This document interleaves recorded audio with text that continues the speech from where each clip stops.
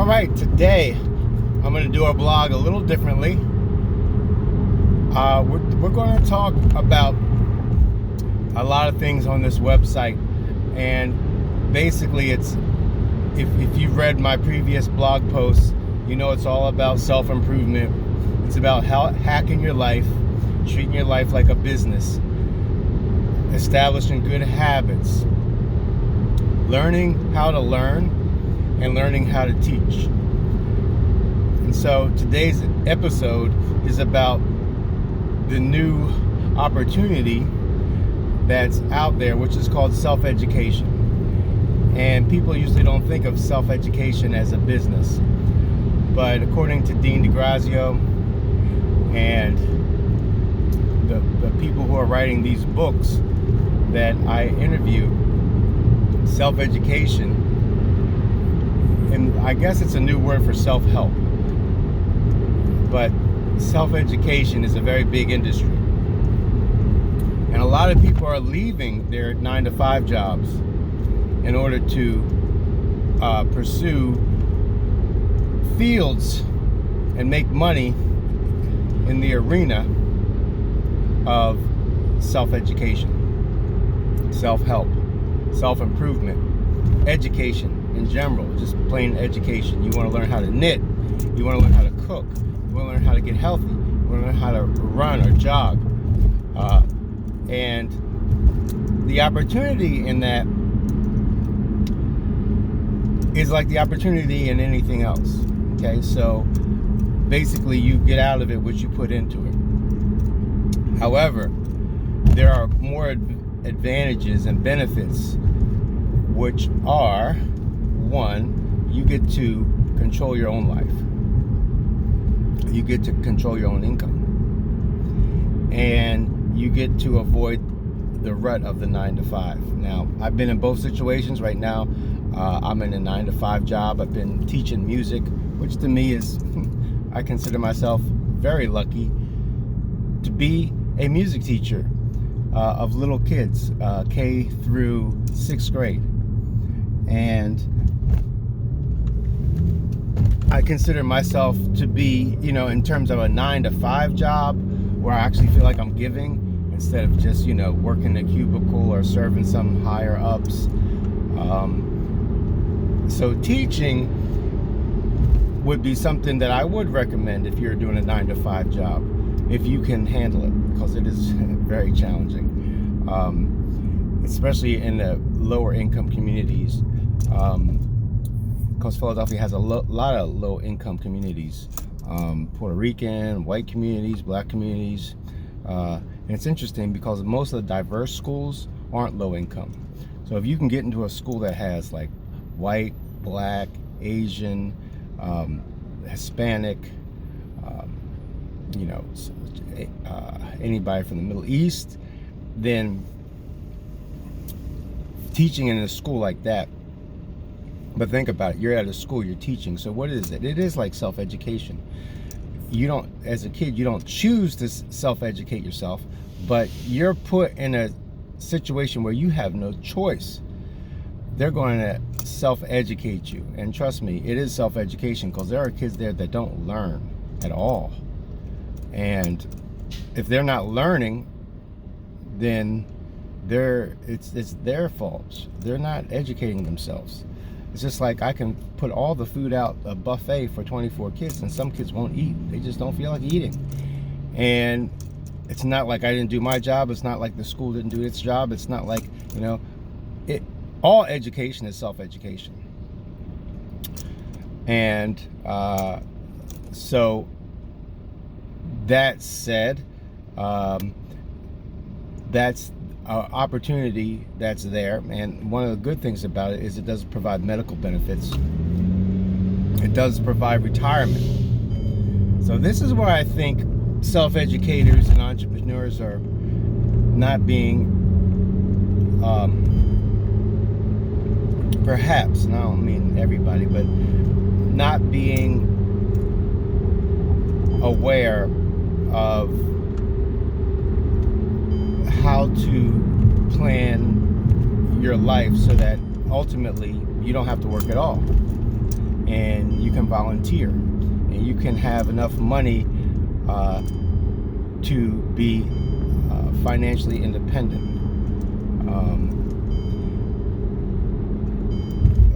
I was trying to find this acronym to this word. It's not financially independent, self-employed. Let me put on my seatbelt. I'm gonna have to edit this part out because I should be doing this without a seatbelt on, so you're gonna quickly see me flash to wearing a seatbelt. Financially independent, okay? And that comes with a lot of things. It's not just financially independent. It's also independent of doctors, meaning that you're physically self-sufficient because your health is taken care of. To me, that's part of being wealthy, okay? Healthy, wealthy, and wise, right? And I think that's where the trend is turning now, because people are really starting to wake up and see that. Like when I looked at the news this morning, they were doing the traffic report, and the sun's not even up, and there's some serious traffic out there. There are people who, before the sun comes up, in the millions are hitting the roads, and there's a traffic jam. And you look at this every day, like I do, because I'm up before the sun. And I travel from one state to the other. I live in Delaware. I work in Pennsylvania. And traffic is important to me because I hate getting stuck in it. And you realize that it's a hot mess. 9 to 5, it doesn't have to be like this with the technology we have. You could actually work from home.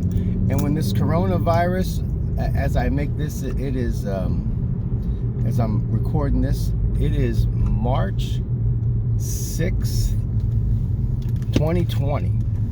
By the time this hits my website, it might be March 10th. They're really considering how we're going to do this without people going to work, because this coronavirus is serious. It's around the world. It's around the globe, and people are dying from an airborne molecule. And it's not necessarily airborne. They say it's transferred through touch. I'm, a little bit weary about the information I'm getting on this coronavirus, because the news report I was reading before I start, the news report I was listening to before I start recording this was saying that a man in New York gave it to another man who was in who was the cab driver. So this guy in New York was sitting in the back of a cab. The cab driver got it. The guy was told to go home and self-quarantine. He went out instead that night and socialized with his friends. I don't know if it was at a bar or some public place, but he was in a taxi. And I think the whole point of this news article was that the president was spreading information about, how it's not that bad, okay? And the news reporter was basically saying that there is some, when a president says something that's belittling something that's so serious, it could be very dangerous. And then they kind of back that up by saying, this guy went out and his family got it. He didn't self-quarantine, and he ended up giving it to the cab driver, and the cab driver gave it to his family. And so it can't be spread by touch. I don't see how. Well, I guess if you're taking money from somebody, but it seems like if it's spread by touch, it could be airborne as well.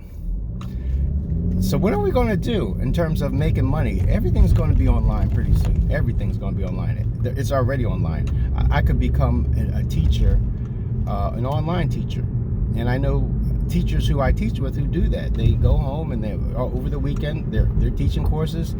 I know a friend of mine, I know family members who do that full time. That's what they're doing. They're online school teachers. So, and this is probably what's good about online teaching, is if you're going to take the time and the effort to sit down, log in, open your computer, get on your Wi-Fi, do all the steps necessary to set that up, whether it's your parents or yourself. I have a feeling you're actually investing more than some of these kids that are getting up and walking to school because their parents will go to jail if they're caught truant.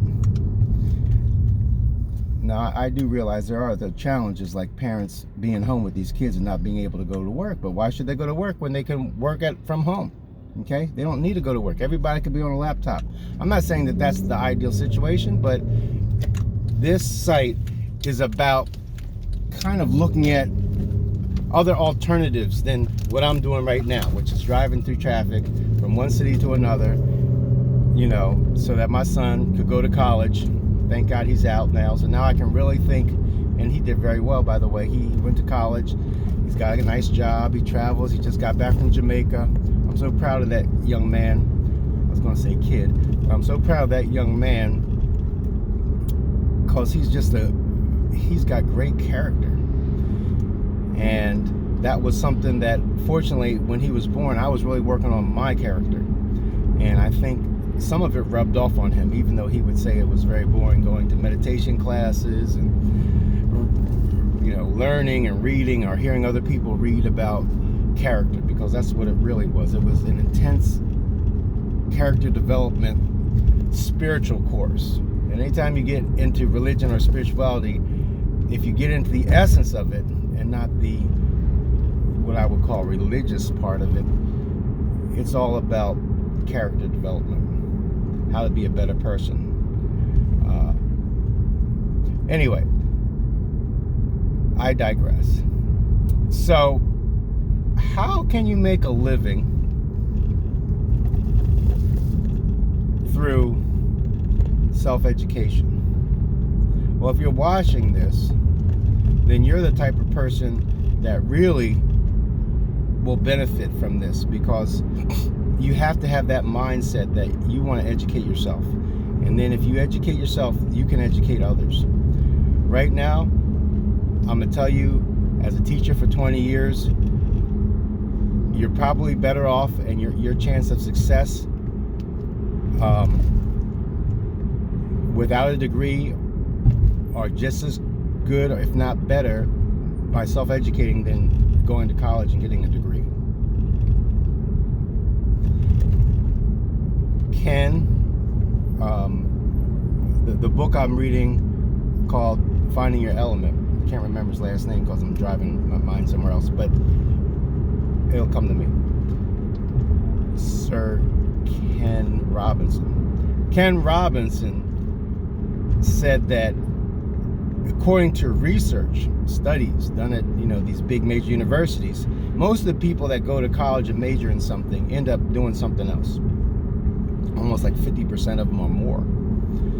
And so that means that if you went to college and you have a college loan to pay back, there's a good chance that you're not going to be in that field, and the money you're generating to pay back that loan is going to come from another area than your field of study, which is interesting to me. So that means somewhere you must have got self-educated to pursue another profession, and you had to get educated in that profession.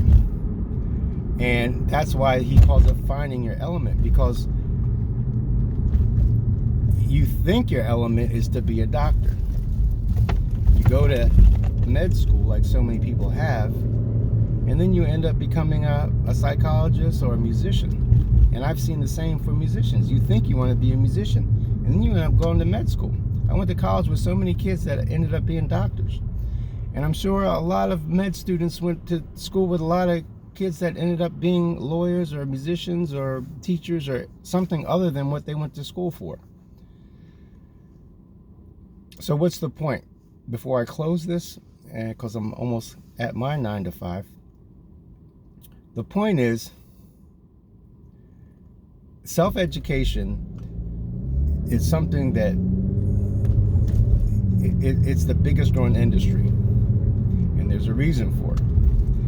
And if you can get into that niche, and it's not even a niche, it's the biggest growing industry, it's beyond a niche. And what makes this possible is the internet. So you might want to self-educate yourself on how to build your own website. I could definitely tell you, you want to get started with a V-Card, because I've built websites, including this one, and I've built V-Card websites, which are phone-based websites. They are so easy, and they're probably a lot. I wouldn't be surprised if you are watching this. There's a good chance you're watching on your phone, although, and I'm taping this on my phone, but it would probably be best viewed on a computer screen or a pad, an iPad, just because of the way it is a real website. However, I'm going to try to duplicate this site on what I call the V-Card, and you'll see. So you can go to any of my V-Cards. I know they're on the site somewhere. There's a link to them. I'll put one under this post, or included in this. And you can see how to develop your own website. I know so many people who are into business, and their businesses would be so much better if they had some self-education on how to build a website and how to advertise through social media. So that is really probably the most place where you'll get the most bang for your buck, per se, is to learn how to use Facebook, learn how to use YouTube to advertise, because they've got it down to a science. It's pretty impressive. All right, you have a great day. Wish me luck. I'm be teaching a bunch of kids today, and it's springtime. All of a sudden it got very warm out, and these kids are rambunctious, to say the least. But we're playing drums, and I have a lot of fun with them. We're singing songs. As soon as I leave that, I go to Penn State and coach tennis, and so that's like another drive thing, but it's exciting to me, and that's self-education. I educated myself when I became a teacher to play tennis and teach tennis. So now I'm certified to teach tennis, so I teach both music and tennis. And so anybody who's into self-education, or even institutionalized education, which is self-education, you can do things other than just make money from the internet. You can teach live and in person and live in color. It doesn't have to be through the internet, but it's all done through self-education. All right, have a great day. Hope to see you at my next post.